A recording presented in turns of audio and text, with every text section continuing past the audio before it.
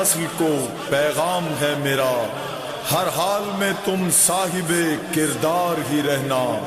جب دین فروش بیچ رہے ہوں خدا کا دین، تم حق کا علم لے کے وفادار ہی رہنا۔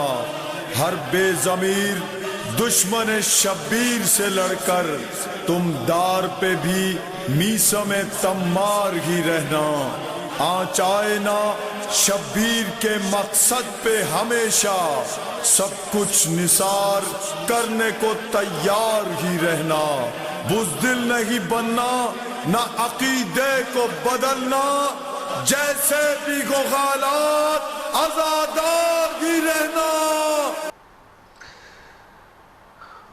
اعوذ باللہ السمیع العلیم من الشیطان الرجیم، بسم اللہ الرحمن الرحیم۔ الحمد للہ رب العالمین، والصلاة والسلام علی اشرف الانبیاء والمرسلین، خاتم النبیین، رحمت للعالمین، بالقاسم محمد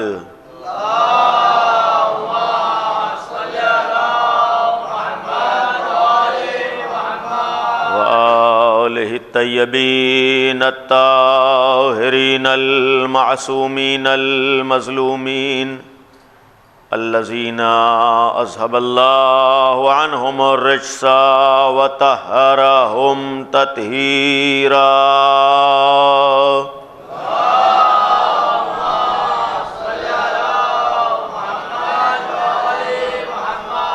لا سیما علی الامام الثالث الحسین بن علی الشہید بکربلاء، ولعنۃ اللہ علی اعدائہم اجمعین من الآن الی قیام یوم الدین۔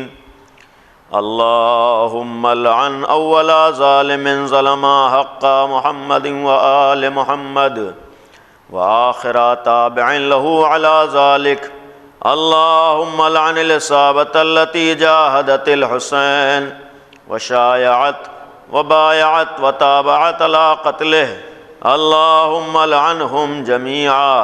السلام علیک یا ابا عبد اللہ، وعلى الارواح التي حلت بفنائک، علیک منی سلام اللہ ابدا ما بقیت وبقی اللیل والنہار، ولا جعلہ اللہ آخر العہد منی لزیارتکم۔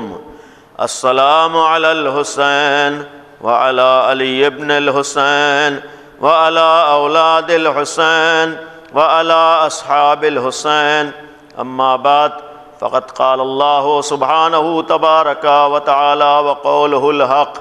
بسم اللہ الرحمن الرحیم۔ وما خلقت الجن والانس الا ليعبدون۔ صلوات پڑھے محمد و آل محمد۔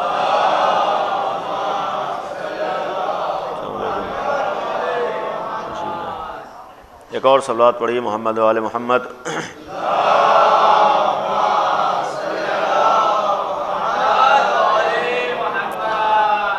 عزیزان گرامی، عزاداران سید الشہداء، قرآن کریم کی سورہ مبارکہ طور کی آیت نمبر 56، جس میں اعلان قدرت ہے کہ وما خلقت الجن والانس الا لیعبدون، کہ ہم نے جناتوں اور انسانوں کو نہیں پیدا کیا مگر اپنی عبادت کے لیے۔ اس آیہ کریمہ کے ذیل میں اس سے قبل 2 مجلسوں میں آپ کے سامنے کچھ بیان کرنے کی کوشش ہوئی۔ اسی سلسلے کو آگے بڑھاتے ہوئے کچھ باتیں، چونکہ آیہ کریمہ میں حکم یہ ہے کہ اگر کوئی اپنے کو انسان سمجھتا ہے تو انسان سمجھنے کا پہلا مرحلہ یہ ہے کہ اللہ کی عبادت بجا لائے۔ انسان ہونے کا پہلا ہی قدم یہ ہے کہ عبادت الہی میں اس کی زندگی بسر ہو، عبادت الہی میں اس کے ہر لمحات گزرتے ہوں۔ اور گویا اس آیت کا ایک مفہوم یہ بھی ہے کہ اگر انسان عبادت الہی سے دور رہے، عبادت میں اس کی زندگی بسر نہ ہو، وہ عبادت سے نزدیک نہ ہونے پائے، تو گویا وہ انسانیت کے مرحلے تک نہیں پہنچا ہے۔ انسان بننے کا مفہوم ہی یہ ہے کہ اللہ کی عبادت کرے، اور یہ بھی عرض کیا تھا کہ عبادت کا مفہوم صرف خاص اعمال کو بجا لانا نہیں ہے۔ یقیناً اعمال عبادت ہیں، آل محمد نے جو طریقہ بیان کیا ہے وہ سب عبادت ہے، لیکن عبادت کا اصل مفہوم یہ ہے کہ انسان کا ہر قدم مرضی پروردگار کے مطابق اٹھے، انسان کا ہر قدم اللہ کی خوشنودی میں اٹھ رہا ہو، انسان کا ہر کام اللہ کی مرضی کے مطابق ہو، انسان کا ہر کام اللہ کی خوشنودی کے لیے انجام پا رہا ہو، تو یہی عبادت کہلاتا ہے۔ اور اسی لیے میں نے کہا تھا کہ مومن کے لیے کہا گیا ہے کہ مومن اگر چاہے، ایک صلوات پڑھیں محمد وآل محمد۔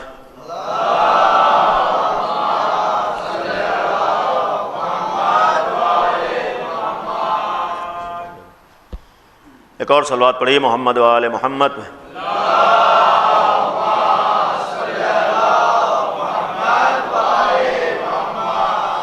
بہرحال عالم کا وجود بھی برکت ہوا کرتا ہے۔ بہرحال ہمارے سامنے دو ہمارے سینئر اور بزرگ،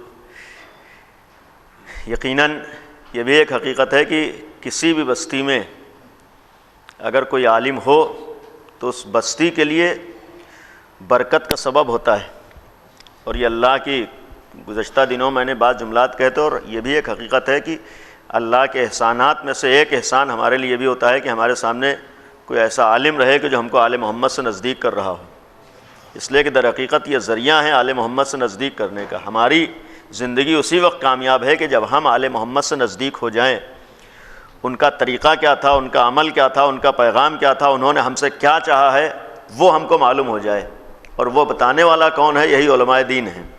لہٰذا گویا اگر آل محمد تک ہم پہنچنا چاہتے ہیں، آل محمد کی ہمارے نگاہوں میں عظمت ہے، تو یقیناً اس راستے کو بھی ہمیں اہمیت دینا پڑے گی جو ہمیں آل محمد سے نزدیک کر رہا ہے، اور یہ معمولی چیز نہیں ہے۔ میں نے کہا عبادت کا ایک مفہوم یہ ہے کہ انسان کا ہر قدم اللہ کی خوشنودی میں اٹھ رہا ہو، اللہ کی خوشنودی میں ہر کام اس کا ہو رہا ہو۔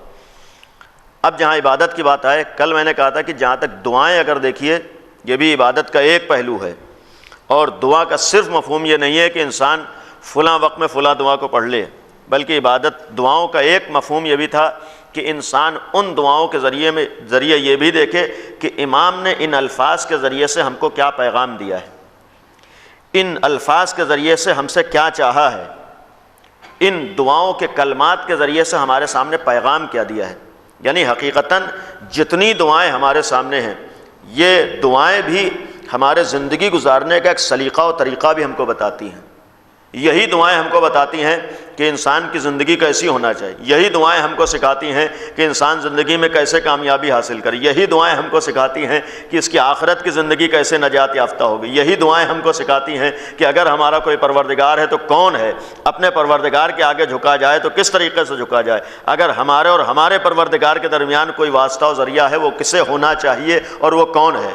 یہ دعاؤں نے ہم کو سکھایا ہے۔ لہذا یہ بھی ہمارے لیے ضروری ہے کہ دعاؤں کو ہم اس عنوان سے اور اس نگاہ سے بھی دیکھیں کہ اس کے ذریعے سے ہمارے لیے ایک پیغام کیا ہے، امام نے ہمارے سامنے کیا پیش کر۔ کل میں نے اشارہ بھی کیا تھا کہ معصومین نے ہمارے سامنے ہر طریقے سے پیغام حق کو پہنچایا ہے۔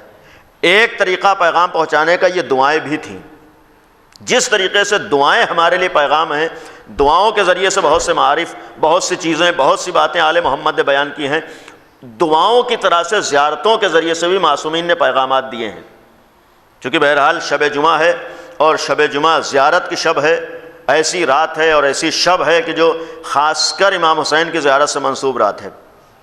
لہذا ابتدائی میں یہ بھی ہماری نگاہوں کے سامنے رہے کہ زیارتوں کا ایک مفہوم یہ بھی ہے کہ زیارتوں میں بھی بہت سے پیغامات اور بہت سی چیزیں آل محمد نے ہمارے لیے پیش کی ہیں۔ زیارت کے ذریعے سے بہت سے پیغامات ہم کو دیے ہیں۔ یہ میں اس لیے عرض کر رہا ہوں خاص کر اپنے جوان بھائیوں کے لیے کہ ہم ان کلمات میں اور ان دعاؤں میں اور ان زیارتوں میں بھی تلاش کریں کہ ہمارے لیے کیا کیا پیغامات دیے گئے ہیں۔ صرف زبان پر نہ دہرا لیں بلکہ ہم اس کے ترجمے کو بھی دیکھیں، یہ بھی دیکھیں کہ اس میں امام پیغام کیا دینا چاہتے ہیں۔ کیوں اس حد تک ہمارے تاکید کی ہے کہ اس جملات کو زبان پر انسان لائے، ان جملات کو اپنے زبان پر دہرائے؟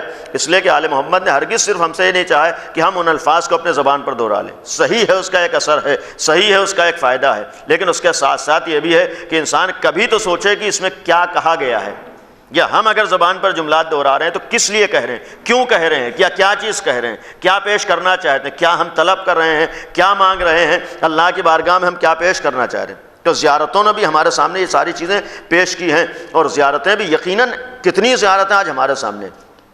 جہاں تک امام حسین کی زیارت کی بات آ جائے، بات آگے عرض کر دوں کہ جہاں تک زیارت کا تعلق ہے، ایک مرحلہ ہے زیارت کا زیارت پڑھ لینا، اور اس کے ساتھ ساتھ ایک مرحلہ ہے زیارت کے لیے حاضر ہونا۔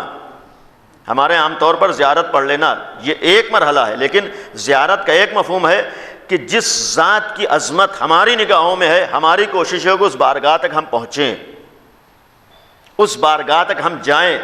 اور یہ بھی ایک حقیقت الحمدللہ آپ کی بستی میں بہت سے مومنین ہیں، اللہ نے یہ بھی ایک توفیق دی ہے کہ بہت سے مومنین معصومین کی زیارتوں کے لیے گئے ہیں، ان مقدس بارگاہوں میں حاضر ہوئے ہیں۔ ہماری ایک تمنا اور ایک دعا یہ بھی ہونا چاہیے کہ خداوند عالم اس دنیا میں بھی ہم کو ان بارگاہوں کی زیارت نصیب کرے۔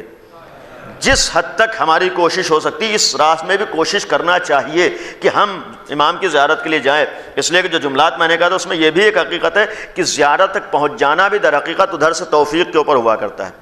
کوشش کرنا ہمارا کام ہے، ہاتھ پیر کا مارنا ہمارا کام ہے، جس حد تک ہم کر سکتے ہیں یہ کرنا ہمارا کام ہے، بقیہ مولا سے کہنا ہے کہ مولا آپ ہمیں طلب کر لیجئے۔ اس لیے کہ یہ یقین رہے کہ وہاں وہی حاضر ہوتا ہے جس سے مولا بلاتے ہیں، وہاں تک وہی پہنچا کرتا ہے جس کو وہاں سے اجازت ملتی ہے۔ تو اجازت کے لیے ان سے کہیں، ان کی بارگاہ میں کہیں، ان سے دعا کریں، لیکن اس کے ساتھ ساتھ اپنی جانب سے بھی کوشش ہونا چاہیے۔ اور اس حد تک کوشش کے لیے خود معصوم نے فرمایا ہے، اگر آپ زیارت کی حدیثیں اور اس فضیلت کو دیکھیں کس حد تک زیارت کی فضیلت، بہرحال شب زیارت ہے، امام حسین کی زیارت کے شب بھی کہی گئی ہے، زیارتوں کے ثواب ہی میں آپ سنتے رہتے ہیں، آپ کے سامنے وہ حدیثیں آتی رہتی، اس حد تک بیان ہوا ہے کہ خود معصوم نے فرمایا کہ اگر کوئی امام حسین کو اپنا امام سمجھتا ہے اس کے اوپر لازم ہے کہ امام حسین کی زیارت کے لیے جائے۔ البتہ یہاں پر یہ ہے کہ جو جا سکتا ہے اس کے لیے، لیکن کم از کم ایک مرحلہ ہے کہ جو بھی پہنچ سکتا ہے اس کے لیے لازم ہے، اس کے لیے ضروری ہے کہ امام کی زیارت کے لیے جائے۔ اور یہاں تک معصوم نے فرمایا ہے کہ اگر کوئی کربلا زیارت کے لیے جا سکتا ہے اور نہیں جا رہا ہے تو اس نے مجھ پر ظلم کیا ہے۔ یعنی عظمتوں کی بات ہے یہ، گویا اس لیے اشارہ ہے کہ انسان امام حسین کی زیارت کو معمولی نہ سمجھے۔ یہ زیارت، اور یقیناً یہ ایک ایسی زیارت ہے کہ جس کے لیے کہا گیا ہے کہ ہر قدم پر انسان کو اس حد تک ثواب ملتا ہے کہ ہم سوچ بھی نہیں سکتے ہیں۔ حتیٰ آپ نے ارادہ کیا ہے، آپ گھر سے نکلے ہیں تو جتنے قدم آپ نے اپنے گھر سے کربلا تک اٹھائے ہیں ہر قدم پہ آپ کے لیے ثواب ہے، اور یہاں تک ثواب ہے کہ ہم سوچ بھی نہیں سکتے۔ یہ تک کہا گیا کہ ہر قدم کے اوپر بعض روایتوں میں کہ 1000 مقبول حج کا ثواب ہے، یعنی انسان تصور شمار بھی نہیں کر سکتا ہے ان ثوابوں کو جو اللہ اس سلسلے میں ہمیں عطا کرتا ہے۔ کہا گیا ہے کہ اگر کوئی زیارت کے لیے گیا ہے اس کے سارے گناہ معاف ہو جاتے ہیں، زیارت کے لیے گیا ہے دنیا کی ساری اس کی مشکلات حل ہو سکتی ہیں۔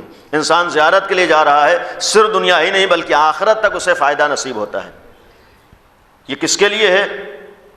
یہ اس ایک زیارت کے لیے۔ میں نے اس لیے عرض کیا کہ آل محمد کی عظمت ہماری نگاہوں میں رہے، ہم جس در سے وابستہ ہیں ان کی عظمت ہماری نگاہوں میں رہنا چاہیے۔ یہ معمولی شخصیتیں نہیں ہیں، دنیا کے کسی بھی فرد کا آل محمد سے مقایسہ نہیں کیا جا سکتا ہے۔ کبھی ذہنوں میں نہ آئے کہ دنیا کے جس طرح سے رہبر ہیں اسی طریقے سے ہمارا رہبر نہیں، حقیقت یقیناً ہم جس رہبروں کے ماننے والے ہیں دنیا کے کسی بھی رہبر کا اس سے مقابلہ نہیں کیا جا سکتا، تصور نہیں کیا جا سکتا ہے۔ اس لیے کہ آل محمد وہ شخصیتیں ہیں کہ جن کی نظیر اور جن کا بدل دنیا میں ناممکن ہے۔ ایسے اللہ کے یقیناً نمونے ہیں، اللہ کی ایسی مخلوق ہے کہ کائنات میں ایسی مخلوق نہیں پائی جاتی ہے، اللہ کی جانب سے ایسی مخلوق کائنات میں نہیں ہے، لہٰذا ایسی شخصیتیں۔ میں نے ثواب کی جہاں تک بات کی، شاید ایک ثواب کا راز یہ بھی ہو کہ دنیا آ کر پہچانے کہ آل محمد کی عظمت کیا ہے۔ ثواب کے ذریعے سے ہم اندازہ لگائیں کتنی اہمیت کے حامل یہ شخصیتیں ہیں کہ ان کے نام سے اگر کوئی عمل انجام دے دیا جائے تو انسان کو کتنا ثواب ملتا ہے۔ اور ذہنوں میں رہے کہ اللہ ہمارے عمل کی بنیاد پر ہمیں ثواب نہیں دیتا ہے، ہماری کوئی حیثیت نہیں ہے، ہماری کوئی اہمیت نہیں ہے۔ اگر ہمیں ثواب ملتا ہے تو ذات کے نتیجے میں ملتا ہے، اس ذات کی بنیاد پر ملتا ہے کہ جس کے نام پر ہم نکلتے ہیں۔ یہ میں نے اس لیے عرض کیا ہے کہ اکثر ذہنوں میں شبہ ہوتا ہے کہ اتنا ثواب، اور کل بھی میں نے اشارہ کیا تھا کہ آل محمد کے ذکر کے جو اثرات بیان ہوئے ہیں وہی ثواب کی زیارت کے لیے بھی ہے۔ اکثر سوال کرتے ہیں کہ کیسے ممکن ہے کہ ایک معمولی ذکر کے نتیجے میں انسان کو اتنا ثواب مل جائے، اور یہاں یہ بھی بہرحال وضاحت کر دوں، دیکھیے ایسا نہیں ہے کہ حج کی عظمت کم ہو گئی، بہرحال حج واجب ہے، واجب کا مقابلہ کبھی مستحب سے نہیں ہوتا ہے، واجب واجب رہے گا جو ہمارے اوپر اللہ کی جانب سے ذمہ داری دی گئی ہے، اللہ کا ایک حکم ہے جسے ہمیں بجا لانا ہے۔ ثواب کی بات مستحبات میں آیا کرتی ہے، یعنی اگر کسی عمل کا ثواب واجب کے ثواب کے مقابلے پر آ رہا تو ایسا نہیں کہ واجب کی اہمیت کم ہو گئی، نہیں، واجب کی اہمیت اپنی جگہ پر ہے، اس کی عظمت اہمیت اپنی جگہ پر باقی رہے گی، لیکن مستحب کا عمل اللہ اس لیے ثواب دیتا ہے کہ اس میں خود ہمیں قدم کو آگے بڑھانا ہے، وہاں تو ادھر سے ذمہ داری ہے لہٰذا ہمیں انجام دینا ہے، یہاں ہمیں اختیار دیا گیا ہے، ہمارے اوپر ذمہ داری نہیں ہے، ہمارے اوپر لازم نہیں ہے، یہ گویا آزمایا جاتا ہے کس حد تک تم اللہ کی راہ میں قدم اٹھانے کے لیے اپنی جانب سے تیار رہتے ہو۔ لہٰذا ثواب کے جو حد بیان کی گئی ہے، ثواب کے سلسلے میں جو روایات ہیں آسان نہیں ہے، خود سوچئے کہ ایک قدم کے اوپر یہاں تک روایتیں کہ 70 مقبول حج کا ثواب، 1000 حج مقبول حج کا ثواب، مقبول حج آسان نہیں، ہم عمل کر رہے ہیں، ہم حج کے لیے جا رہے ہیں، کتنی زحمتیں برداشت کی، کوئی گارنٹی نہیں ہے کہ مقبول ہو جائے، لیکن یہاں کیا کہا گیا ہے کہ اگر صحیح نیت سے گیا ہے تو مقبول حج کا ثواب ہے، اگر صحیح نیت سے گیا ایک ایک قدم کے اوپر۔ آپ سوچئے کہ آپ گھر سے نکلے ہیں کربلا تک، آپ نے کتنے قدم اٹھائے ہیں، وہاں تک پہنچنے میں آپ کے کتنے، اور یہاں تک کہا گیا کہ جب انسان، خاص کر امام حسین کے لیے، کہ جب زیارت کے لیے نکلتا ہے تو خداوند عالم 4000 فرشتوں کو معین کرتا ہے جو اس کے ساتھ ساتھ رہتے ہیں۔ آپ خود سوچئے کہ 4000 اللہ کے فرشتے زائر حسین کے ساتھ رہتے ہیں، اس کے لیے استغفار کرتے رہتے ہیں، اس کے لیے دعائیں کرتے رہتے ہیں۔ انصاف سے بتائیے کہ اگر اللہ کی جانب سے معین کیے ہوئے 4000 فرشتے کسی کے لیے دعا کر رہے ہوں تو اس کو کتنا ثواب مل رہا ہوگا، اس کو کتنا فائدہ مل رہا ہوگا، یہ زیارت کے لیے ہے۔ اب یہاں میں نے اس سے عرض کیا ہے کہ اگر ثواب ہے، ذہنوں میں آتا ہے کیوں اس حد تک ثواب ہے، اور کیا ممکن ہے کہ اس حد تک ثواب مل جائے؟ اگر یہ جملہ ہماری نگاہوں کے سامنے رہے کہ اللہ اگر ثواب دے رہا ہے ہم کو دیکھ کے نہیں دے رہا ہے، قابل غور ہے کہ اللہ کی نگاہوں میں کون ہے۔ اور دیکھیے یہاں تک ہے، بعض روایات بہرحال علماء کرام ہمارے سامنے ہیں، خود ذکر حسین کے سلسلے میں ہے، مجالس حسین کے سلسلے میں آپ روایات سنتے رہتے کہ جو بھی مجلس حسین میں آ گیا اس کے گناہ معاف ہو جاتے ہیں، جس نے ذکر اہل بیت سن لیا اس کے گناہ معاف ہو جاتے ہیں، جو امام حسین کے اوپر گریہ کرے اس کے سارے گناہ معاف ہو جاتے ہیں، یعنی اس طرح کی روایات ہیں۔ تو انسان سوچتا ہے کہ پھر اس معمولی عمل کے نتیجے میں انسان کو اس حد تک اگر ثواب ملا تو بقیہ اعمال نہیں، بقیہ اللہ کی جانب سے ذمہ داریاں ہیں، وہ اپنی جگہ پر ہے، انسان کے اعمال اپنی جگہ پر، لیکن یہ ذہنوں میں رہے کہ اگر معصوم نے فرمایا ہے کہ ذکر حسین سننے کے بعد، ذکر اہل بیت سننے کے بعد، ایک آنسو بہانے کے بعد جنت واجب ہو جاتی ہے یا انسان کے سارے گناہ معاف ہو جاتے ہیں، تو معصوم کی اگر حدیث ہو تو معصوم کے کلام پر یقین رہنا چاہیے کہ یقیناً اس ایک عمل کے نتیجے میں خداوند عالم کی جانب سے ہمیں جنت بھی مل سکتی ہے اور ہمارے سارے گناہ معاف ہو جاتے ہیں۔ اس لیے کہ در آل محمد پر آنے کے بعد جنت مل جانا کوئی بہت بڑی چیز نہیں ہے، در آل محمد پر آنے کے بعد سارے گناہوں کا معاف ہو جانا ایک بہت بڑی بات نہیں۔ اور یاد رکھیے گا کہ اگر معصوم نے فرمایا ہے کہ اگر ایک آنسو انسان کا بہے، انسان ذکر حسین سنے، انسان ذکر اہل بیت کرے، اس کے سارے گناہ معاف ہو جاتے ہیں، اس کے اوپر جنت واجب ہو جاتی، تو یقیناً جنت واجب ہو جاتی۔ لیکن یہاں معاملہ ہوتا ہے کہ جنت کا حاصل کر لینا اور ہوتا ہے اور جنتی باقی رہنا اور ہوا کرتا ہے۔ پیغمبر کی حدیث کیا ہے؟ پیغمبر نے ایک جملہ فرمایا کہ اگر کوئی انسان ایک ذکر کرے تو اس کے ایک گھر جنت میں ملتا ہے۔ صحابی کھڑے ہو گئے، اصحاب پیغمبر کہ اللہ کے رسول پھر جنت میں تو ہمارے بہت سے گھر تیار ہو چکے ہوں گے، تو پیغمبر نے جواب کیا دیا تھا، شرط ہے کہ تم نے اپنے دوسرے اعمال کے نتیجے میں اپنے ان گھروں میں آگ نہ لگائی ہو۔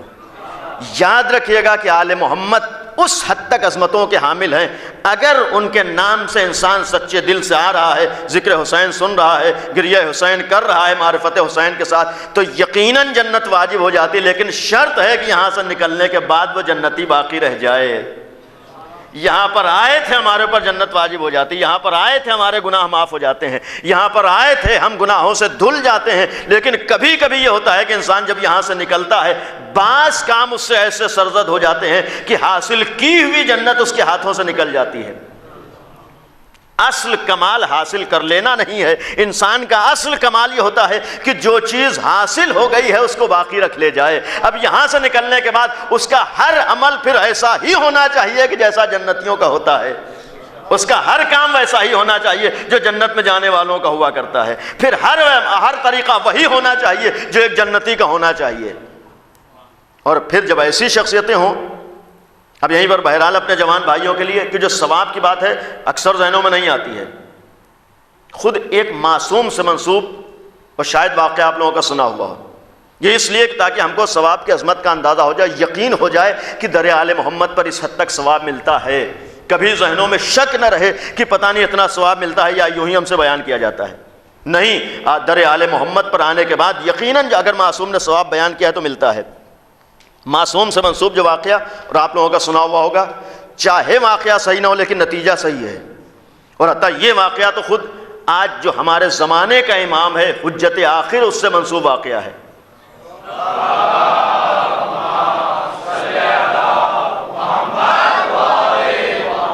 بہرحال شب جمعہ بھی ہے اتفاق سے، اسی شب جمعہ سے منسوب واقعہ ہے۔ اپنے زمانے کے بہت عظیم عالم علامہ ہلی، اور بعض علماء ایسے ہیں کہ یقیناً اس مذہب اہل بیت کے اوپر ان کا احسان ہے۔ علامہ ہلی ان علماء میں سے ہیں کہ جن کا یقیناً مذہب کے اوپر احسان ہے۔ آج اگر بہت سے عقائد ہمارے سامنے ہیں، ہم عقیدے کا اظہار کر رہے ہیں، تو کسی امام نے آ کر ہم سے نہیں کہا ہے کہ یہ عقیدہ صحیح ہے، کسی امام نے ہم سے آ کر نہیں کہا ہے کہ فلاں چیز غلط ہے فلاں چیز صحیح، یہی علماء تھے جنہوں نے بتایا ہے کہ حق کیا ہے باطل کیا ہے۔ اگر آج ہم حقائق کا اعتراف کریں، میں نے اسی لیے کہا تھا کہ علماء ہی ہیں جنہوں نے ہم تک، علامہ ہلی جیسے افراد ہیں کہ جنہوں نے خون پسینہ ایک کر کے ہم تک حقائق کو پیش کیا ہے۔ طریقہ کیا ہے کہ ہر شب جمعہ ہلا جو کربلا سے نزدیک ہے امام کی زیارت کے لیے جاتے ہیں، اپنا دستور ہے کہ امام کی زیارت کے لیے شب جمعہ میں زیارت کا ثواب تاکید کی گئی کہ انسان اگر پہنچ سکتا ہے پہنچے، نہیں پہنچ سکتا ہے جہاں پر بھی ہے وہیں سے امام کی زیارت پڑھے، اس لیے کہ اللہ کے ہاں ثواب میں کمی نہیں ہے، اللہ وہی ثواب عطا کرتا اگر نیت صحیح ہو جو کربلا جانے کے بعد ملتا ہے۔ شرط ہے کہ انسان صحیح نیت سے امام کی زیارت پڑھے۔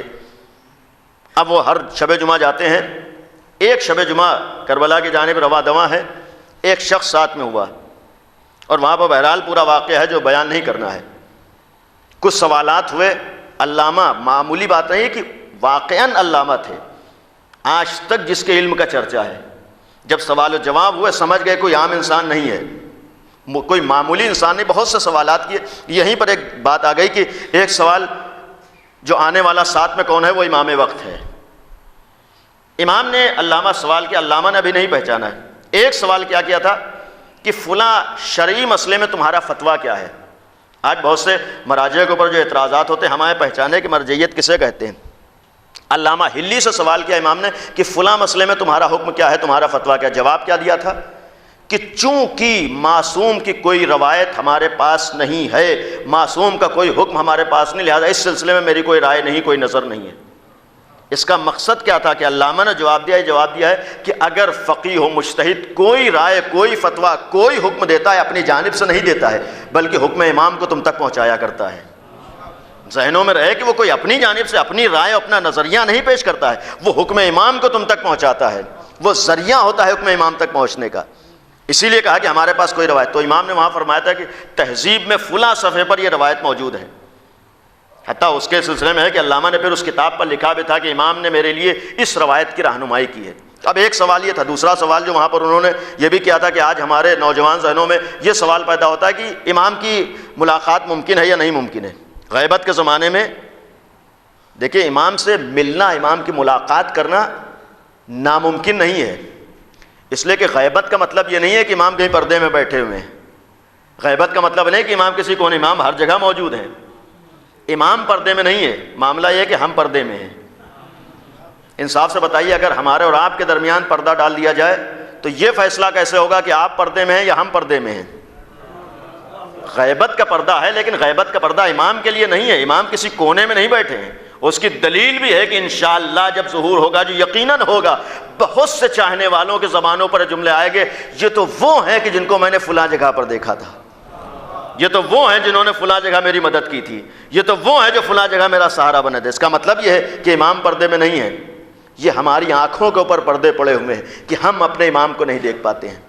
علامہ ہلی نے بھی سوال کیا تھا کہ کیا ممکن ہے کہ غیبت کے زمانے میں امام کا دیدار کیا جائے؟ وہیں پر ایک جملہ یہ ملتا ہے کہ ان کے ہاتھ سے چھڑی گری ہے، خود امام نے چھڑی کو اٹھایا ان کے ہاتھ میں دیا، یہ جملہ کہا تھا کہ کیسے امام کا دیدار ممکن نہیں ہے جبکہ تمہارے زمانے کا امام کا ہاتھ تمہارے ہاتھ میں ہو۔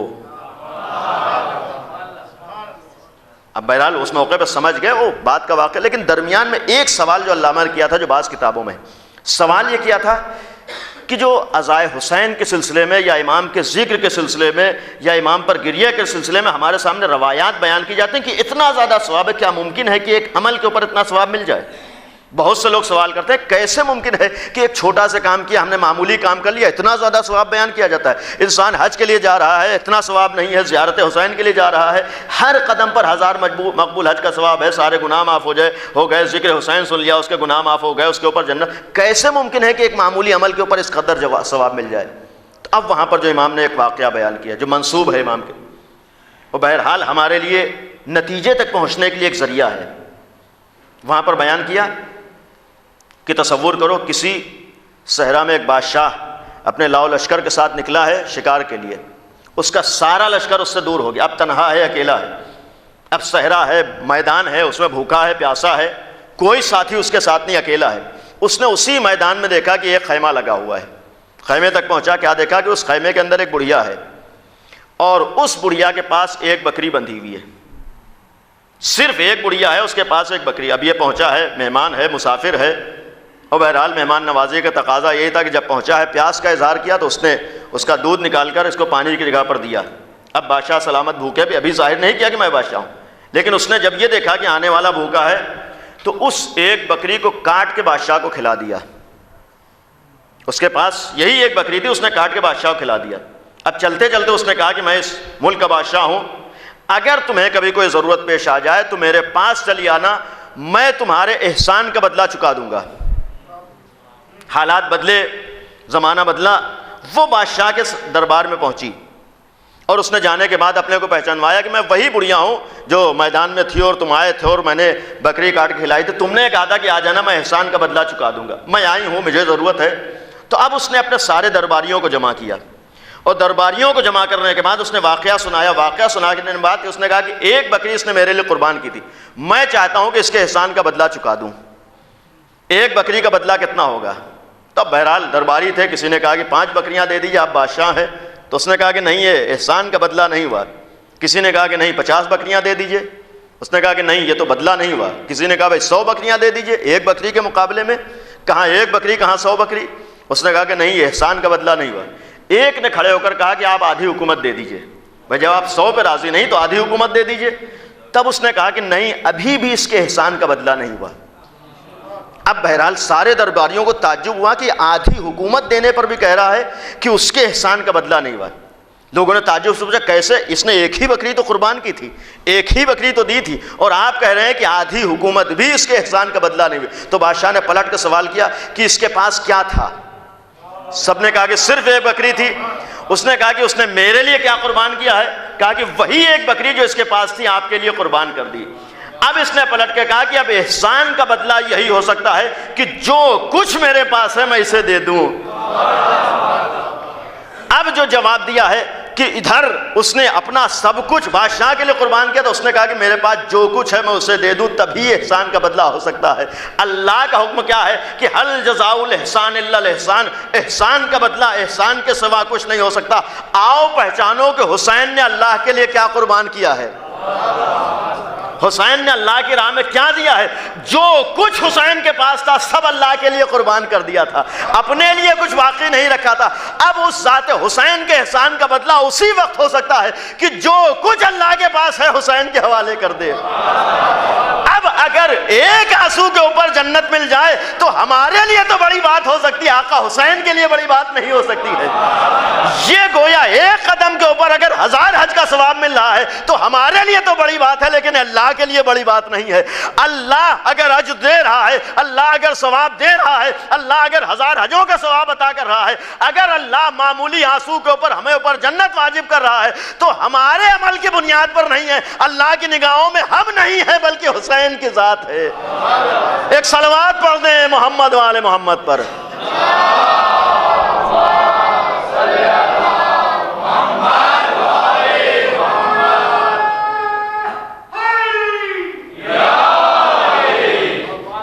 ایسی ذات کے نمونے میں ہمیں اجر ملتا ہے. ہم جتنا شکر بجا لائیں کم ہے کہ ایسا حسین ہمیں عطا ہوا ہے. حسین کے صدقے میں جو چیز ہمیں ملی ہے، اور یہ عزائے حسین اسی حسین کا صدقہ ہے جو آج ہمارے سامنے ہے. معمولی چیز نہیں، یہ طریقہ جو آج ہمارے سامنے ہے. اور یقیناً عزائے حسین ایک ایسی چیز ہے اللہ نے آل محمد کے اور آقا حسین کے صدقے میں جو ہم کو عطا کیا ہے، آج کسی کے پاس وہ طریقہ نہیں ہے. شاید اس عزائے حسین کی اہمیت کا اندازہ ہم کو اس حد تک نہ ہو جتنا ہونا چاہیے. چونکہ دیکھیے انسان کی فطرت یہ ہوتی ہے، جب تک نعمتوں کے درمیان زندگی گزارتا رہتا ہے اس کو خود نعمت کا اندازہ نہیں ہوتا کتنی عظیم نعمت ہمارے پاس ہے. جب نعمت چھن جاتی ہے تب اسے پتہ چلتا ہے کہ کتنی بڑی نعمت تھی. انصاف سے بتائیے، مچھلی جب تک پانی کے اندر رہے شاید اسے خود نہ پتا ہو کہ یہ پانی ہمارے لیے کتنا ضروری ہے جتنا آپ کو پتا ہے جو آپ باہر کھڑے ہیں. یہی مچھلی جب پانی سے باہر آ جائے تب اسے پتا چلتا ہے کہ یہ پانی ہماری زندگی کے لیے کتنا ضروری تھا. چونکہ ہم عزائے حسین کے درمیان زندگی گزارتے رہتے، خود ہم کو اندازہ نہیں ہے کہ یہ مجلس حسین، یہ عزائے حسین، یہ ذکر حسین ہماری حیات کے لیے اور ہماری زندگی کے لیے کتنا ضروری ہے جتنا اس کو پتا ہے جو باہر کھڑا ہے. خود مخالفت سے سمجھ لیجئے کہ عزاداری ہمارے وجود کے لیے کتنی ضروری ہے. آج خود بخود اس حد تک عزائے حسین کی مخالفت دلیل ہے کہ یہ عزا اس قوم کے لیے کس حد تک ضروری ہے. یہ ذکر حسین آج اگر ہمارے پاس کسی حد تک دین باقی ہے تو یہ بھی مجالس حسین کا صدقہ ہے. آج اگر ہمارے ہاں دین باقی ہے، تصور دین باقی ہے، آج اگر ہم حسین سے وابستہ ہیں، آج اگر ہم آل محبت سے وابستہ ہیں تو انہی مجلسوں کا دین ہے، انہی عزائے حسین کا، اسی عزائے حسین کی دین ہے. یہی ذکر کا صدقہ ہے کہ آج ہم دین سے وابستہ ہیں. آج اگر ہمارے ہاں تصور توحید پایا جا رہا ہے تو اسی ذکر کا صدقہ ہے. ورنہ دنیا نہ اپنے خدا سے کسی حد تک نزدیک ہو سکی ہے، نہ کہیں دین پایا جاتا ہے جو حقیقی دین ہو. آج اگر حقیقی دین کسی حد تک ہے تو یہی عزا ہے جس نے ہمارے سامنے. اور خود بخود جہاں مخالفت کی بات آئے، آپ انصاف سے جائزہ لیجئے کہ اس وقت جتنے بھی افراد حق کے مخالف ہیں، ایسا نہیں کہ صرف اسی زمانے میں تھے، نہیں، جب سے حق دنیا میں آیا ہے ہر دور میں حق کی مخالفت ہوتی رہی، اور جب تک دنیا باقی رہے گی حق باقی رہے گا، اس کی مخالفت ہوتی رہے گی. ہر دور میں اس کی مخالفت ہوتی رہے گی. آج بھی اس کی مخالفت ہے، اور مخالفت سے ہم اہمیت کا اندازہ لگائیں. یہ 1400 سال سے، بلکہ 1350 سال جس کو کہیے، سن 61 سے لے کر آج تک اگر کوئی اور ذکر ہوتا تو اتنی مخالفت کے بعد کب کا ختم ہو چکا ہوتا. انصاف سے بتائیے اس 1350 سال میں کتنی اس کی مخالفت ہوئی ہے؟ اور اتنی مخالفت کے بعد دنیا میں کسی بھی ذکر کی اتنی مخالفت نہیں ہوئی ہے جتنی ذکر حسین کی ہوئی ہے. اور آج اگر دنیا میں کہیں کوئی ذکر پایا جا رہا تنہا ذکر حسین ہے. دنیا کے کسی بھی گوشے میں چلے جائیے، کسی بھی ملک میں چلے جائیے، کہیں چلے جائیے، دنیا کے کسی بھی مذہب سے تعلق رکھنے والا انسان ہو آج نام حسین لے رہا ہے. آپ انصاف سے بتائیے، ہر قوم کی زبان پر نام حسین ہے، ہر فرقے کی زبان پر نام حسین ہے. آج ہر خطے میں نام حسین پائے. کیوں؟ یہ خود بخود دنیا کے سامنے پیغام ہے کہ اتنی مخالفت کے بعد بھی اگر یہ ذکر باقی ہے یہ دلیل ہے کہ حق ہے. اس لیے کہ حق کی پہچان ہی ہوا کرتی ہے، جتنا دبایا جاتا ہے اتنا اٹھتا چلا جاتا ہے. آج کس حد تک، اور بہرحال آپ مخالفت کی بات اگر غور کریں، حتیٰ یہ بھی اللہ کا ایک احسان و کرم ہے، اللہ کی مصلحت ہے کہ جتنی بڑی سازشیں حق کے خلاف ہوتی ہیں وہ کبھی کبھی فاش ہو جایا کرتی ہیں، دنیا کے سامنے آ جایا کرتی ہیں. اس عزائے حسین کے سلسلے میں آپ کے سامنے ہے کہ بہرحال بہت زیادہ عرصہ نہیں گزرا ہے، جو دنیا کی بڑی طاقتیں ہیں آپ سن چکے ہیں، لیکن بہرحال بات آ گئی. دنیا کی جو بڑی طاقتیں ہیں آج دنیا کی ہر قوم جانتی ہے، دنیا کے ہر فرد جانتا ہے کہ اگر واقعی کوئی دین حق ہے تنہا مذہب اہل بیت ہے. حتیٰ دوسروں کو بھی یہ یقین ہے کہ اگر کوئی دین حق ہے تنہا اہل بیت کا دین حق ہے، چاہے کسی بھی دین پر ہو، لیکن اس کو یقین ہے کوئی راستہ انسان کو نجات دے سکتا ہے وہ اہل بیت کا راستہ ہے.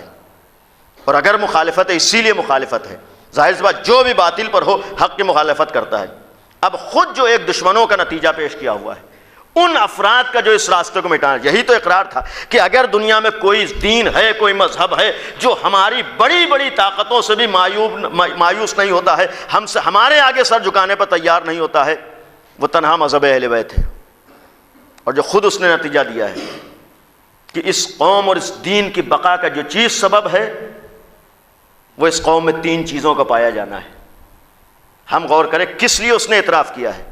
وہ کون جو اس دین کو مٹانا چاہتا ہے، جو حق کا مخالف ہے، جو اپنی طاقت کو دنیا میں عام کرنا چاہتا ہے. یہی ہے کہ ہماری طاقت کے مقابلے میں، ہمارے مشن کے مقابلے میں اگر کوئی مقابلہ کر سکتا ہے تنہا یہی قوم ہے. کہا کہ 3 چیزیں اس کو باقی رکھے ہوئے. اس 1400 سال میں کتنی سازشیں ہوئی ہیں، کتنے راستے اپنائے گئے ہیں، اس کے بعد بھی ہم اس کو نہیں پیچھے کر سکے. کہا کہ سب سے پہلی چیز جو اس کو باقی رکھے ہوئے ہے یہی عزائے حسین ہے، عزاداری ہے جس کی وجہ سے دین باقی ہے. دوسری چیز خود اس نے کہا کہ مرجعیت ہے، اس لیے کہ یہی ہے جو اس کو دین سے جوڑے ہوئے ہے، یہی ہے جو ائمہ سے جوڑے ہوئے. اور تیسری چیز جو اعتراف کیا ہے، کہا ہے آخری امام کا عقیدہ ہے. اس لیے کہ انصاف سے بتائیے، انسان کی ایک فطرت و مزاج یہ ہوتا ہے، کوئی اگر بچہ ہو اور اس کو یقین ہو کہ ہمارا باپ بہت طاقتور ہے، اس کو یقین ہو کہ ہمارے باپ کے پاس بہت طاقت ہے، وہ کبھی بھی کسی طاقت سے مروب نہیں ہوگا، چونکہ یقین ہوتا ہے کہ ہمارے سر پر ایک سرپرست موجود ہے جو طاقتور ہے. اگر اس عرصے میں یہ قوم کسی طاقت کے آگے مروب نہیں ہوئی ہے، کسی طاقت کے آگے جھکی نہیں، اس کی ایک بہت بڑا راز یہ تھا کہ اس کو یقین تھا کہ کچھ بھی ہو جائے ہمارے سر پہ ہمارا سرپرست موجود ہے. دنیا کی ساری طاقتیں ایک طرف ہیں، ہمارے امام کی طاقت ایک طرف ہے. کچھ بھی ہو جائے آج ہم اس امام کے ماننے والے ہیں جو اس وقت بھی روئے زمین پر موجود ہے، جو زندہ امام ہے. اب انصاف سے بتائیے، ان 3 چیزوں میں ایک عزاداری. خود اس نے کہا کہ ہم ایسی 3 چیزیں ہیں کہ ان کے وجود سے اس کو جدا نہیں کر سکتے ہیں. ان کے رگ و پے میں یہ چیز پائی جاتی ہے، ان کے خون کے ساتھ یہ چیزیں پائی جاتی، جدا نہیں کی جا سکتی. اس نے خود کہا کہ جب ہم جدا نہیں کر سکتے، یہ کوشش کریں کہ اس کی حیت کو بدل دیں، اس کی شکل کو بدل دیں، جو اس کے صحیح فائدے ہیں ان تک نہ پہنچ سکیں. اس کا مطلب کیا ہے کہ عزاداری کی عظمت معمولی نہیں ہے، ذکر حسین کی عظمت معمولی نہیں ہے. آج یہ اللہ کا احسان و کرم ہے کہ آج ہم ذکر حسین کر رہے ہیں، آج ہم حسین سے وابستہ ہیں، آج ہم در حسین سے وابستہ ہیں. اور یہ مجالس ایسا نہیں ہے کہ ہمارے کرنے کی بنیاد پر ہیں، بلکہ اصل معاملہ ہے کہ ہم نہیں تھے تب بھی ذکر حسین تھا، ہم نہیں رہیں گے تب بھی ذکر حسین رہے گا. یہ ذکر ہماری وجہ سے باقی نہیں بلکہ ہم ذکر حسین کی وجہ سے باقی ہیں. اگر ہم کسی بھی حد تک اس ذکر میں کام آ جائیں، اس راہ میں کوئی بھی ہمارا قدم اٹھ جائے، تو اللہ کی بارگاہ میں شکر بجا لانا چاہیے. پالنے والے، تیرا شکر ہے کہ تو نے مجھے اس لائق سمجھا کہ نام حسین پر ہم کام آ گئے. پروردگارہ میرے وقت کو تو نے اس لائق سمجھا کہ نام حسین پہ خرچ ہو گیا. پروردگارہ تیرا شکر ہے کہ تو نے میری دولت کو اس لائق سمجھا کہ نام حسین پہ خرچ ہو گئی. اس لیے کہ آل محمد ان شخصیتوں کا نام ہے کہ ان کے نام پر آسانی سے کوئی چیز خرچ بھی نہیں ہو سکتی ہے. اگر خرچ ہوئی، یہ یقین رہنا چاہیے کہ وہاں اس لائق سمجھے گئے ہیں تب خرچ ہوا ہے. لہذا اگر کہیں بھی ہم خرچ کریں تو یہ ذہنوں میں رہے، اور پھر یہ بھی یقین ہونا چاہیے کہ آل محمد ان شخصیتوں کا نام ہے کہ اللہ اپنے آل محمد پر کسی کے احسان کو باقی نہیں رکھتا ہے. اگر نام حسین پر ہم نے کچھ خرچ کیا ہے، کچھ بھی دیا ہے، وقت دیا ہے، اپنی انرجی صرف کی ہے، اپنی دولت صرف کی ہے، تو یہ بھی یقین ہونا چاہیے کہ جو آخرت میں ثواب ملنا ہے ملے گا، جو وہاں کا اجر ہے وہ ملے گا. اس دنیا میں بھی اللہ بدلہ دے دیتا ہے. کبھی ذہن میں نہ آئے کہ ہم نے نام حسین پر خرچ کر دیا تھا، نہ اسی دنیا میں. اور بدلے کا مطلب یہ نہیں ہوتا ہے کہ ہم نے 1 روپیہ خرچ کیا وہ 1 روپیہ ہمیں پلٹ کر مل جائے. نہیں، اللہ اجر دیتا ہے، بڑھا کے دیا کرتا ہے. ہو سکتا ہے ہم کو پتہ بھی نہ ہو کہ کیا اجر ملا ہے. کتنے نقصانات سے اللہ محفوظ رکھ لیتا ہے اسی ذکر حسین کی بنیاد پر. کتنی آنے والی آفتوں سے خدا ہمیں محفوظ رکھ دیتا ہے اسی نام حسین پر خرچ کرنے کی بنیاد پر. اسی لیے کہا گیا کہ نام حسین معمولی نام نہیں ہے، ذکر حسین معمولی ذکر نہیں ہے. جس ذکر کو آج ہم انجام دے رہے ہیں، جس ذکر کو آج ہم کر رہے ہیں، اور جہاں تک ذکر حسین اور زیارت حسین کی بات ہے، وہی زیارت کے لیے میں نے کہا کہ زیارت کے خود جملات پیغام ہے کہ آئے ہم حسین کو پہچانے کون تھے، حسین کے مقابلے پر آیا تھا کون تھا. اور بس آخری کلمات میں کہ جہاں تک زیارت کی بات ہے، آج کی شب امام کی زیارت کی شب تھی، اور امام کی زیارتوں میں سے ایک بہت عظیم زیارت اور بہت زیادہ اثرات رکھنے والی زیارت زیارت عاشوراء ہے. زیارت عاشوراء بھی بہرحال ایک ایسی زیارت ہے کہ جو آقا حسین سے منسوب ہے. اور یقین رہنا چاہیے کہ آل محمد ان شخصیتوں کا نام ہے کہ جو چیز ان سے منسوب ہو جائے اس میں اثر پیدا ہو جاتا ہے. الفاظ ہیں، کہیں اور ہوں گے اثر نہیں ہوگا، لیکن آل محمد سے منسوب ہو جائیں انہی الفاظ میں اثر ہو جاتا ہے. اور زیارت عاشوراء کے اثرات کس حد تک ہیں ہم خود نہیں سوچ سکتے ہیں. بہرحال اپنے جوان بھائیوں کے لیے کہ خود معصوم نے فرمایا، اور یہ زیارت عظیم زیارتوں میں سے ایک زیارت ہے. حتیٰ اس زمانے کے اس دور کے جو محدث کہے گئے ہیں، معمولی بات نہیں ہوتا ہے محدث بن جانا. شیخ عباس قمی خود انہوں نے اس زیارت کو نقل کیا ہے، اور اس زیارت کی نسبت 5ویں امام کی طرف 5ویں امام نے بیان کیا ہے، اور 5ویں امام تک پہنچی ہے، چوتھے امام سے پہلے امام تک، وہاں سے پیغمبر اور پیغمبر سے خدا تک۔ اس کا مفہوم کیا ہے؟ یعنی خود بیان کیا ہے کہ یہ زیارت حدیث قدسی ہے، ہم معمولی نے سمجھے، کلام الہی، اللہ کا کلام ہے جو معصوم کے ذریعے سے ہم تک پہنچا ہے، اللہ کے ذریعے سے معصوم کے ذریعے سے کلام الہی ہم تک آیا ہے۔ اور جہاں کلام الہی ہو کتنے اثرات ہوں گے۔ اور 5ویں امام نے بیان کرنے کے بعد جو اس سلسلے میں فضیلت بیان کی، ایسا نہیں کہ صرف عاشور کے دن سے مخصوص ہو، نہیں، یہ خود امام نے فرمایا کہ جب بھی تمہارے سامنے کوئی حاجت آئے، جب بھی تمہارے سامنے کوئی پریشانی آئے، تم زیارت عاشوراء کو پڑھو، اس کے اثرات دیکھو، اس کے نتائج دیکھو۔ اور خود اس کی دلیل ہے کہ آج کتنے ایسے مومنین ہیں جنہوں نے اسی زیارت کے ذریعے سے فائدے حاصل کی۔ خود آپ کے درمیان بہت سے الحمدللہ مومنین ہیں جو اس زیارت کے اثرات کو دیکھے ہوئے ہیں، جن کی نگاہوں کے سامنے اس کے فائدے ہیں۔ اور خود یہ بہت سے مرحلوں پر، بہت سے جگہوں پر کسی چیز کے ثابت ہونے کے تجربہ ہی اہم ہوا کرتا ہے۔ آج آل محمد کے سلسلے میں ہم دلیلیں دیا کرتے ہیں کہ وسیلہ ہیں، خود ان کے وسیلہ ہونے کی سب سے بڑی دلیل اس دور کے تجربات ہیں۔ 1400 سال میں اس در سے کتنوں کی حاجتیں پوری ہوئی ہیں۔ اور انسان کا مزاج یہ ہوتا ہے کہ اگر کئی مرتبہ کہیں سے خالی واپس چلا جائے تو کبھی دوبارہ پلٹ کے نہیں جاتا ہے۔ آج یہ پوری دنیا کا در علی سے وابستہ ہونا، اس در سے مانگنا، اس بات کی دلیل ہے کہ دنیا کو ملتا ہے تبھی در پہ آتی ہے، یہ دوسروں کے دروں پہ کیوں نہیں جاتی؟ اگر کہیں اور سے ملتا ہوتا تو دنیا دوسرے در پہ نظر آتی۔ آج یہ آل محمد کے در سے دنیا کیوں وابستہ ہے؟ خود یہ وابستہ ہونا دلیل ہے کہ آل محمد اللہ تک پہنچنے کا وسیلہ ہیں، یہ ذریعہ، اور یہی زیارت خود ذریعہ ہے انسان کے لیے۔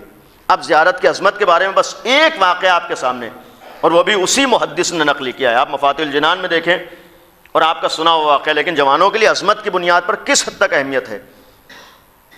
خود مفاتیح الجنان میں جو واقعہ نقل کیا کہ ہم عظمت کا اندازہ لگائیں، اہمیت کا اندازہ لگائیں، کہ الفاظ میں انسان کے سامنے میں نے کہا کہ یہ ساری چیزیں ہماری نگاہوں کے سامنے اس لیے ہونا چاہیے کہ اس کے ذریعے سے بھی ہم ان کی عظمت کا اندازہ لگائیں، آل محمد کی عظمت کا اندازہ ہماری نگاہوں میں ہو، ہم ان کی اہمیت کو جان لیں اور اللہ کا شکر بجا لائیں کہ ایسوں کے ماننے والے ہیں۔ معمولی چیزیں، جو چیز وابستہ ہو رہی اس میں اتنا اثر ہو، یہی تو پیغام ہوتا ہے کہ جب زیارت جو وابستہ ہو گئی اتنا اثر ہو گیا تو کبھی تو انسان سوچے گا خود امام حسین کی ذات میں کتنا اثر ہوگا، خود ان کی عظمت کیا ہوگی، خود ان کی اہمیت کیا ہوگی۔ اب اگر زیارت ہے، خود عالم دین نے واقعہ بیان کیا کہ ایک دوست ہے جو انتقال ہوا اور ایک قبرستان میں اسے دفن کیا گیا، ایران کا واقعہ ہے، وہاں ایک قبرستان میں دفن کیا گیا، لیکن دفن کے بعد دوست نے اپنے دوسرے دوست کو خواب میں دیکھا کہ بہت اچھی حالت میں ہے۔ اب ظاہر سی بات ہے، اٹھنا بیٹھنا، رہنا سہنا ساتھ کا، اچھی حالت میں دیکھ کے تعجبہ۔ بہرحال چونکہ ہمارے خود معصومین کی روایات ہیں، معصومین شفاعت فرمائیں گے، لیکن برزخ کا مرحلہ آسان نہیں ہے۔ جو دنیا میں اعمال کی، خود قرآن کی آیت ہے کہ اگر معمولی تم نے برائی کی ہے تو اس کے بھی نتیجے کو دیکھو گے، اس مرحلے سے گزر جانا یہ بھی آسان نہیں ہوتا ہے۔ اچھی حالت میں دیکھا، تعجب کہ تمہارے اعمال تو ایسے تھے نہیں، تمہاری زندگی تو ایسی تھی نہیں، تو اس اتنی اچھی حالت میں تم کیسے پہنچے؟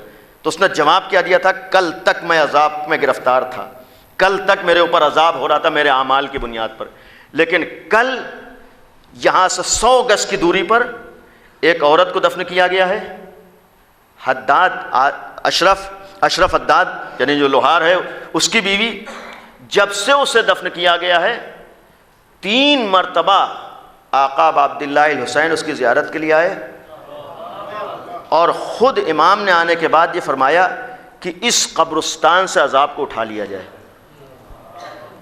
ایک روایت جو معصوم کی ہے، یہاں پر زیارت کا میں نے تذکرہ کیا تھا، ایک نے متعدد روایتیں بعض معصومین سے، امام نے فرمایا کہ اگر کوئی میری زیارت کے لیے آئے تو میں اس کی زیارت کے لیے آتا ہوں۔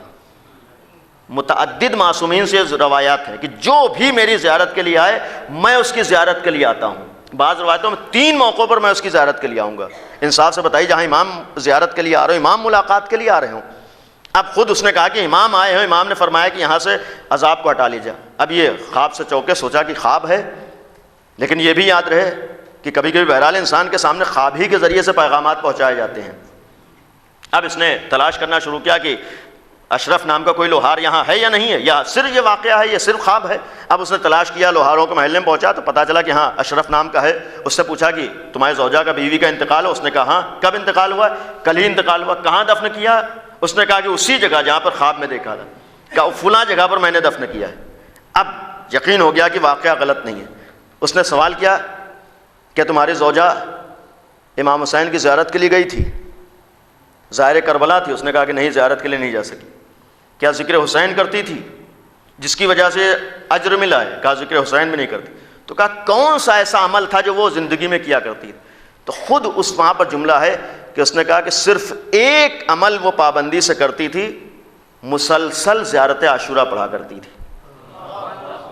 آپ غور کیجئے کہ زیارت عاشورہ کا کم از کم ایک فائدہ، ایک نتیجہ ہمارے سامنے ہے کہ پڑھا ایک خاتون نے ہے، فائدہ پورے قبرستان کو ہوا ہے۔ در آل محمد سے وابستہ ہونے کا نتیجہ کبھی یہ ہوتا ہے کہ صرف ایک ہی فرد کو فائدہ نہیں ہوتا ہے، بلکہ جس بستی میں ہے، جس علاقے میں ہے، جس جگہ پر ہے، سب فائدہ اٹھایا کرتے ہیں۔ اور کیوں؟ اس لیے کہ نام حسین میں اتنا اثر ہے، ذکر حسین میں اتنا اثر۔ اسی میں ایک واقعہ بہرحال صرف اشارہ ہی کہ زمانے کے امام نے بھی ایک عالم سے فرمایا تھا جب مشکلات میں گرفتار ہوئے، یہی کہا تھا کہ زیارت عاشورہ کیوں نہیں پڑھتے ہو؟ یعنی جو زمانے کا امام ہے جب گرفتار ہوئے، پریشان ہوئے، تو یہی جملہ تھا کہ عاشورہ کیوں نہیں پڑھتے؟ عاشورہ عاشورہ عاشورہ، آپ غور کیجئے کہ اس میں یعنی فرمایا کہ زیارت عاشورہ وہ چیز ہے جو انسان کی مشکلات کو حل کرتی ہے۔ اب زیارت عاشورہ میں ہے کیا؟ جو اصل پیغام زیارت عاشورہ میں ہے، ساری چیزوں کے ساتھ ساتھ زیارت عاشورہ نے ایک پیغام ہمیں دیا ہے کہ حق کیا ہے، باطل کیا ہے۔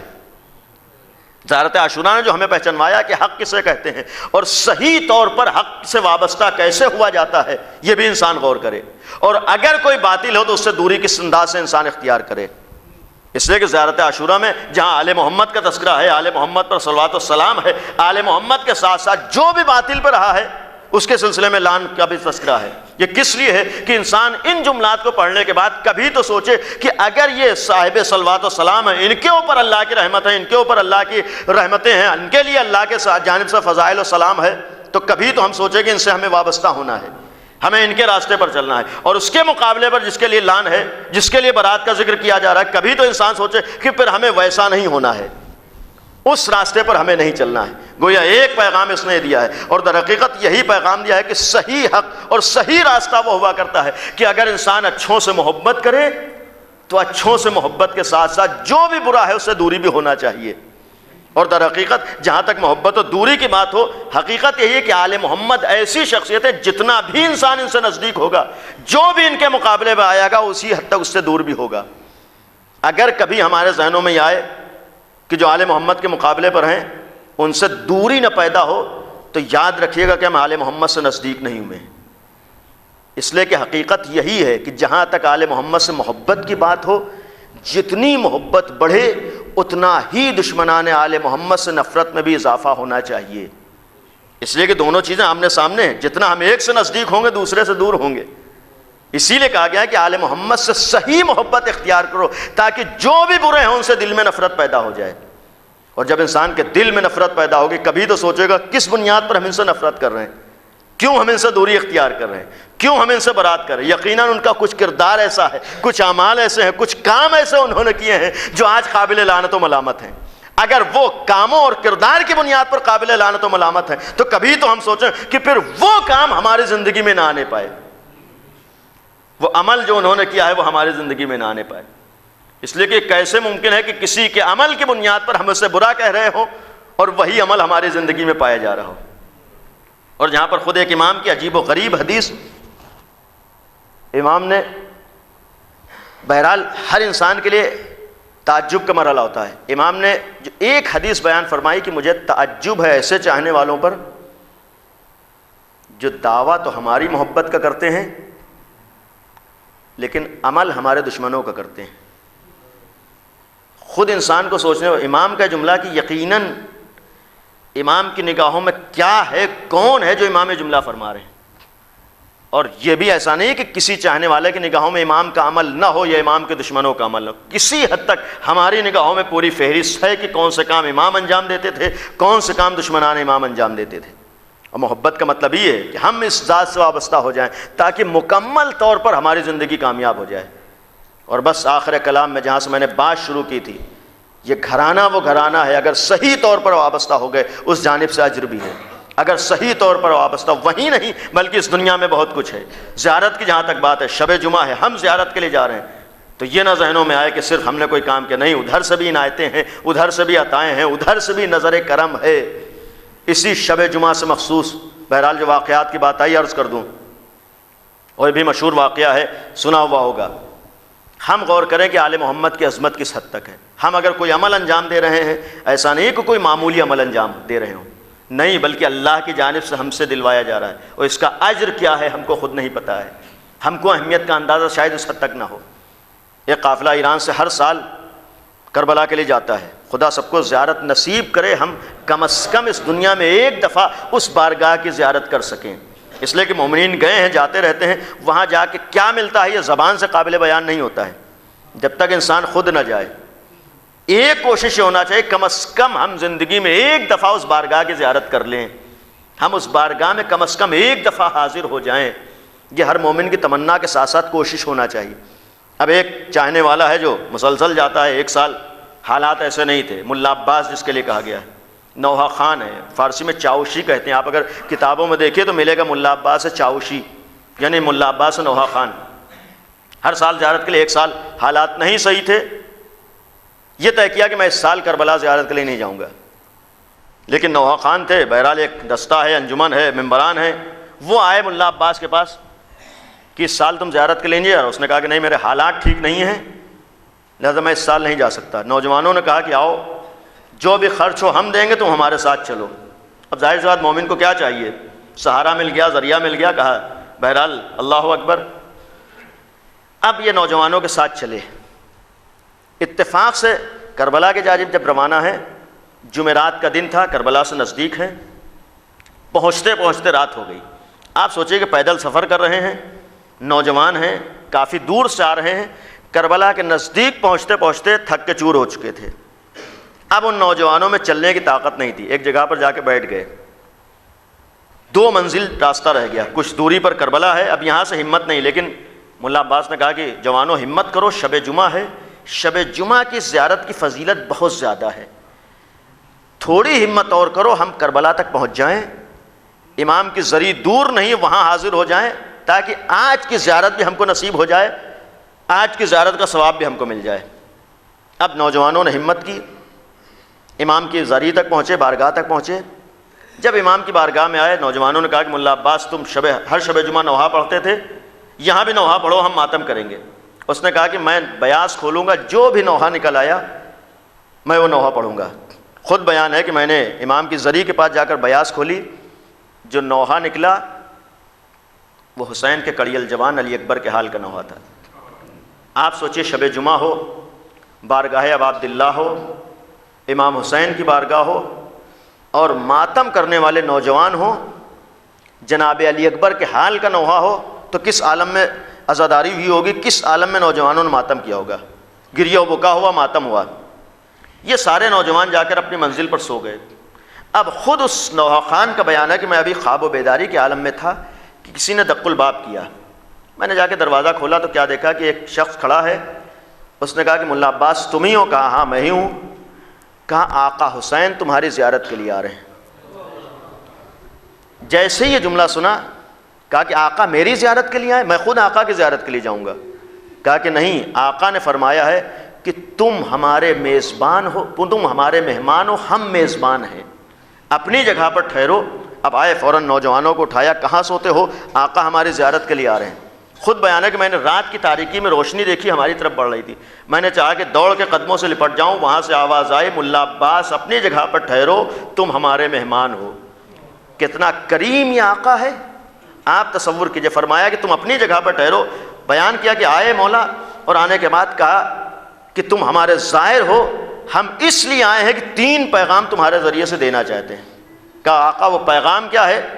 کہا کہ پہلا پیغام یہ ہے کہ دیکھو ملا عباس، ہمارے چاہنے والوں سے کہنا کہ جو بھی میری زیارت کے لیے آئے، یہ حسین غریب اس کی زیارت کے لیے آتا ہے۔ امام کا جملہ ہے کہ جو بھی میری زیارت کے لیے آئے، میں اس کی زیارت کے لیے آتا ہوں۔ آقا دوسرا پیغام کیا ہے؟ کہا دوسرا پیغام یہ ہے، ہم اس عزائے حسین کو معمولی نہ سمجھیں، اس میں کوئی بھی خدمت اگر ہم انجام دے رہے ہیں یہ معمولی نہیں ہے، کس حد تک اس کی اہمیت ہے۔ امام نے خود جملہ فرمایا کہ اے ملا عباس، جب اپنے وطن واپس جانا، تمہاری بستی میں فلاں غریب جو عزاداروں کی جوتیاں سیدھی کرتا ہے، اس غریب کو حسین غریب کا سلام پہنچا دینا۔ عظمت اندازہ کیجئے کہ اگر ایک شخص ہے عزاداروں کے سر جوتیاں سیدھی کر رہا. امام کیا کہہ رہے ہیں کہ اس کو میرا سلام پہنچا دینا. تیسرا پیغام کیا ہے؟ فرمایا ملا عباس اگر کبھی کربلا آنا ہو اور شب جمعہ ہو، دیکھو علی اکبر کے حال کا نوحہ نہ پڑھنا. اس نے ہاتھوں کو جوڑ دیا، آقا کوئی خطا ہو گئی، کوئی غلطی ہو گئی؟ فرمایا کہ نہیں، خطا نہیں ہوئی، غلطی نہیں ہوئی، بلکہ شب جمعہ میں میری مادر سیدہ کونین میری زیارت کے لیے آتی ہیں.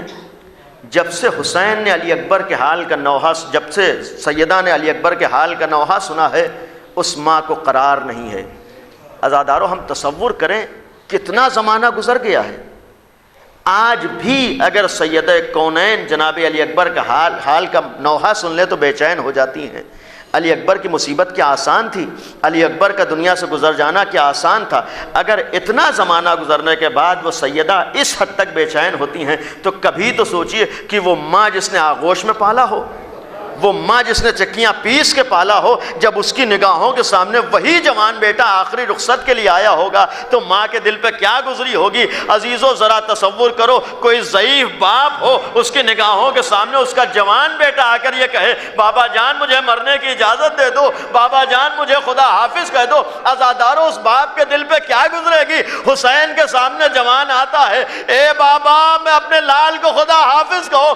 عزادارو حسین نے خدا حافظ تو کہا ہے، لیکن اس باپ کے دل پہ کیا گزری ہے. گھوڑے پہ سوار کر دیا تھا، جب یہی بیٹا کچھ دور آگے بڑھتا ہے پیچھے سے آہٹ محسوس کی، جب پلٹ کے دیکھا تو منظر کیا تھا، وہی بوڑھا باپ کمر کو تھامے ہوئے چلا رہا تھا. فوراً رہوال سے اترے، ہاتھوں کو جوڑ دیا تو اے بابا آپ نے تو اپنے بیٹے کو خدا حافظ کہہ دیا تھا. تو یہ پیچھے پیچھے آنے کی وجہ کیا ہے؟ جو حسین نے جملہ کہا ہے، اے بیٹا علی اکبر کاش تم صاحب اولاد ہوتے تو تمہیں معلوم ہوتا کہ ایک بوڑھے باپ کے لیے جوان بیٹے کا غم کتنا سخت ہوتا ہے. ہاں عزادارو آقا نے جملہ کہا آسان نہ تھا. ہم ذرا ایک لمحے کے لیے سوچیں، باپ یہی تو تمنا کرتا ہے کہ میرا لال میری نگاہوں کے سامنے جوان ہو جائے. باپ یہی تو دعا کرتا ہے کہ میرا بیٹا جوانی کی منزلوں میں قدم رکھے. باپ کی یہی تو تمنا رہتی ہے کہ چاہے میں دنیا سے چلا جاؤں لیکن میرا بیٹا زندہ رہے. ذرا حسین کے دل سے پوچھو کہ جوان بیٹا خدا حافظ کہہ رہا ہو. ہاں زادارو منزلیں گزری ہیں اور ایک لمحہ آتا ہے کہ وہی جوان بیٹا ایک دفعہ پلٹ کے آیا تھا اور آنے کے بعد ایک جملہ کہا ہے. کسی ذاکر کا جملہ ہے کہ ایک دفعہ آقا حسین نے اپنے بیٹے سے کہا تھا، اے بیٹا علی اکبر تم اپنے باپ سے کچھ طلب نہیں کرتے، اے بیٹا علی اکبر تم اپنے باپ سے کچھ نہیں مانگتے ہو. جواب کیا دیا تھا، بابا جان میں اپنی پھوپھی سے ہر چیز مانگ لیتا ہوں، میری پھوپھی میری ہر تمنا پوری کر دیتی ہے. اگر کوئی ایسا موقع آ گیا کہ میری پھوپھی میری تمنا پوری نہ کر سکی تو میں آپ کی بارگاہ میں آ جاؤں گا. عزادارو ذرا سوچو کسی باپ کی یہ تمنا ہو کہ میرا لال مجھ سے کچھ مانگے. وہ حسین جیسا باپ ہو اور علی اکبر جیسی اولاد ہو. ہائے اس باپ کے سامنے وہ موقع آیا ہے، لیکن کس عالم میں آیا. وہی بیٹا آ کے کہتا ہے، اے بابا جان پیاس مارے ڈالتی ہے. ذرا اس باپ کے دل سے پوچھو جو ساقی کوثر کا بیٹا ہو، اس کا بیٹا یہ کہے اے بابا ایک قطرہ آب نصیب ہو جائے.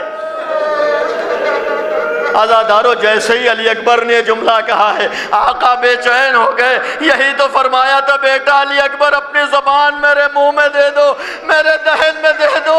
عزادارو بیٹے نے زبان دہن امام میں دی، فوراً زبان کو کھینچ لیا تھا اور یہ جملہ کہا تھا، اے بابا آپ کی پیاس تو مجھ سے زیادہ سخت ہے. وہ سارے مراحل گزرے ہیں. یہی فرمایا تھا بیٹا یہ انگشتری لو، انگوٹھی لو، اپنے منہ میں رکھو، جاؤ تمہارے دادا تمہیں صحاب کوثر سے سیراب کریں گے. اب وہ بیٹا مقتل میں آتا ہے. ذرا تصور کرو جب حسین نے خدا حافظ کہا تھا تو عالم کیا تھا. اب ایک مرحلہ آیا ہے کہ وہی بیٹا مقتل میں پہنچتا ہے. ایک دفعہ اسی باپ کے کانوں میں ایک آواز آتی ہے، اے بابا اپنے لال کا آخری سلام قبول کرو.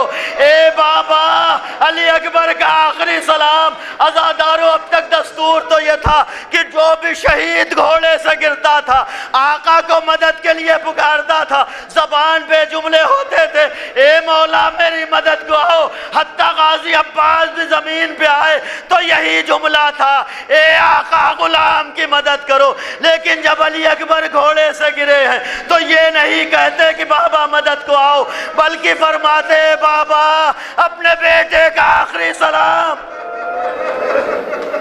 عزاداروں ماجرا کیا تھا؟ کیوں علی اکبر نے آخری سلام کیا ہے، بابا کو مدد کے لیے نہیں پکارا؟ شاید وجہ یہ رہی ہو کہ علی اکبر جانتے تھے ہائے اب تک جو بھی گھوڑے سے گرا ہے میرا بابا تنہا نہ تھا، کم از کم میں باپ کے ساتھ ہوتا تھا، سہارا دے کے مقتل میں لے کے آتا تھا، ہائے میرا بابا تنہا ہو چکا ہے، چچا کے مرنے سے کمر ٹوٹ چکی ہے، میرے مرنے سے آنکھوں کی بصارت جاتی رہی۔ فرماتے بابا مقتل میں آنے کی ضرورت نہیں ہے، یہیں سے بیٹے کا آخری سلام۔ بس میں نے ختم کیا کہ یہی ضعیف باپ اپنے بیٹے کے سرخانے پہنچتا ہے۔ خدا کسی باپ کو وہ منظر نہ دکھائے جو حسین نے دیکھا ہے، کسی ضعیف باپ کے سامنے وہ منظر نہ آئے جو آقا حسین کے سامنے آیا ہے۔ ذرا سوچو کوئی ضعیف باپ ہو، اس کے سامنے اس کا بیٹا ایڑیاں رگڑ رہا ہو، اس کی نگاہوں کے سامنے بیٹا دنیا سے جا رہا ہو، عالم کیا ہوگا؟ یہی کہا تھا بیٹا خیر تو ہے، اے بابا جان کلیجے میں علی کی برچی کی علی بے بس ہے، ہائے ذرا اس باپ کے دل سے پوچھو بیٹے کے کلیجے میں علی کی برچی کی علی ہو، یہی تو مرحلہ انجام دیا تھا۔ اس حسینے پہ ہاتھ رکھا، شاید نجف کا رخ کر کے ایک جملہ کہا ہو، اے بابا در خیبر اکھاڑنا آسان تھا لیکن جوان بیٹے کے سینے سے برچی کی علی کا نکالنا آسان نہیں ہوتا ہے۔ اس باپ نے یہ مرحلہ انجام دیا ہے، لیکن قیامت کی گھڑی تھی، جوان بیٹے نے تڑپ کے گلے میں باہیں ڈال دی، اے بابا خدا حافظ۔ اب کوئی باپ ہو، جوان بیٹے کا لاشا تھا، اٹھانا چاہا، شاید لاشا اٹھ نہ سکا ہو، خیمے کا رخ کیا تھا، چھوٹے چھوٹے بچے نظر آئے، اے بنی ہاشم کے بچوں آؤ، علی اکبر کے لاشے کو سہارا دو۔ علی اکبر کے لاشے کو سہارا دیا، یہ لاش خیمے میں تو آ گئی، لیکن ہائے ام لیلا، ہائے زینب جس نے 18 برس چکیاں پیس کے پالا۔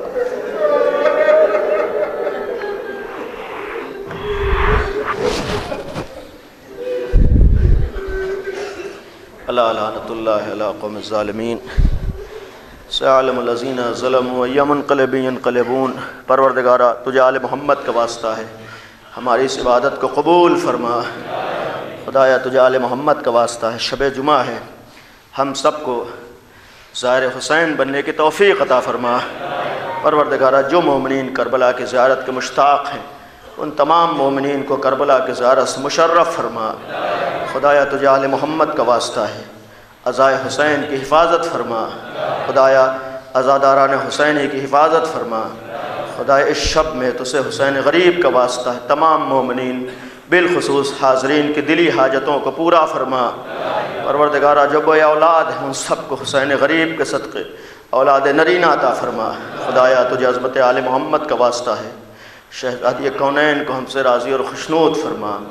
خدایا تجھے آل محمد کا واسطہ ہے، اہل بیت کے چاہنے والے جہاں جا بھی ہوں، بالخصوص عراق و شام، پاکستان اور دوسری جگہوں پر خدایا ان اہل بیت کے چاہنے والوں کی حفاظت و نصرت فرما۔ خدایا دشمنان اہل بیت پر اپنا عذاب نازل فرما۔